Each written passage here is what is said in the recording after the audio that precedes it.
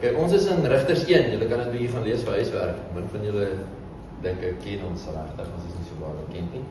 Maar baie dankie dat julle na ons verhaal gaan luister vandag en ek is Otniel. Ek is die eerste rigter. Party mense ken my as 'n kryger, maar vandag wil ek vir julle vertel van iets wat vir ons nog baie belangriker was as net 'n oorwinning in 'n geveg. En ek is Agsa, die dogter van Caleb. Ons storie gaan nie net oor dapperheid nie. Dit gaan oor wysheid en oor water. Ja, water. Na die geveg het my skoonpa vir ons grond gegee om op te woon. Grond is 'n groot seën.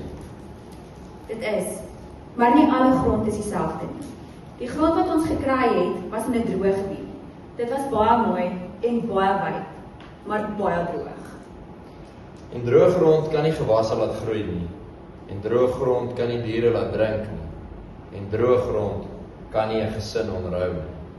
Water is lewe, en sonder water sou die grond nooit regtig vir ons kon sorg nie.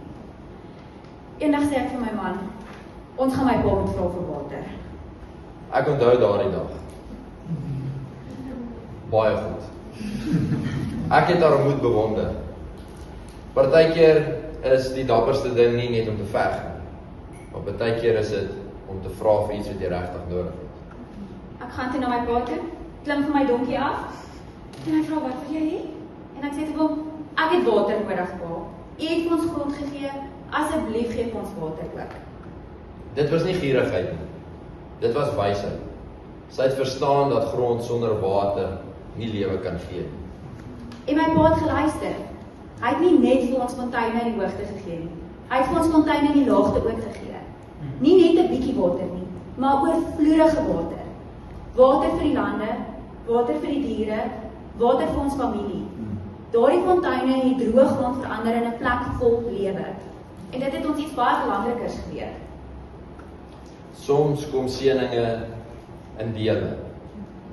En soms moet ons vra vir wat ons nodig het om die seën volledig te maak. Water beteken oorlewing. Water beteken groei. Water beteken hoop vir 'n toekoms.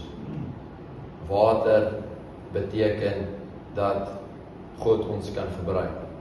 Net soos water lewe bring in droë grond, bring wysheid en geloof lewe in ons besluit.